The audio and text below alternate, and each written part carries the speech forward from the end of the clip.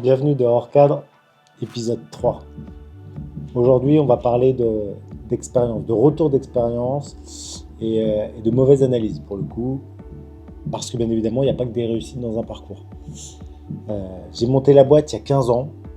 Je voulais l'agence, je voulais une agence, je voulais quelque chose qui puisse représenter mon travail et j'avais envie qu'on puisse venir y travailler, avoir quelque chose d'ouvert, avoir une agence ouverte où des créatifs peuvent venir travailler, etc.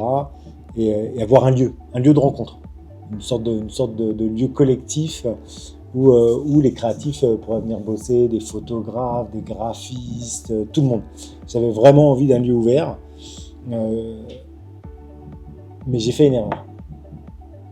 J'ai fait une grosse erreur qui n'était pas facile à cerner. Je l'ai pas vue, mais je crois que c'est l'erreur que font ou feront beaucoup de créateurs.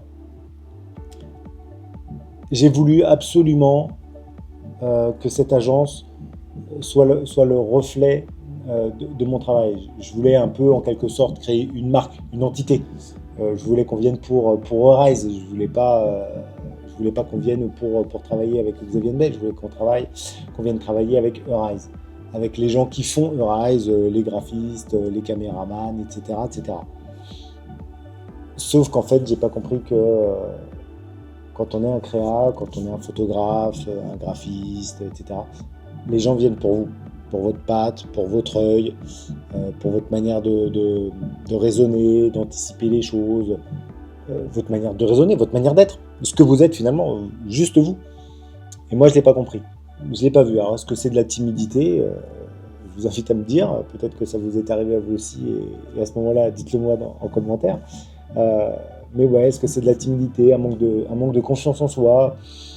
Je ne sais pas. J'ai pas encore trouvé la réponse à cette question, mais moi, j'ai fait cette erreur. J'ai voulu tout baser sur le nom Arise en me disant, bah non, Arise, c'est plus que moi. Et en fait, Arise n'existe pas sans moi, alors que moi, j'existe sans Arise. Et ça a été difficile à accepter parce que c'était pas le projet. J'ai pas su regarder et être attentif à ça. Et je pense que du coup, j'ai commis quelques erreurs à travers ça. C'est pas que l'agence n'a pas marché, ça fait quand même 15 ans qu'on est là. Preuve en est que ça fonctionne, mais je me suis égaré. J'ai embauché du monde en me disant, bah ouais, ils vont répondre tel que moi je le fais, on va pouvoir avoir une continuité, mais non. Même si je donnais des informations, même si je donnais une intention, chaque personne réinterprète les sujets et la créativité à sa manière. Et donc, de fait, ça n'était plus moi, c'était quelqu'un d'autre. Et ça, c'était l'erreur. Je n'ai pas su, entre guillemets, mettre une autre créativité dans l'agence. Entre guillemets, l'agence, c'était mon travail, en fait. Et ça, je ne l'ai pas assez bien anticipé, je ne l'ai pas assez vu, ou je l'ai tout simplement pas conscientisé. Je ne sais pas. Est-ce que ça vous est arrivé? Est-ce que vous aussi, vous vous cachez entre guillemets derrière une entité, derrière votre marque, parce que vous vous mésestimez ou parce que vous avez juste pas confiance en vous, ou que sais-je? Franchement, je suis ouvert.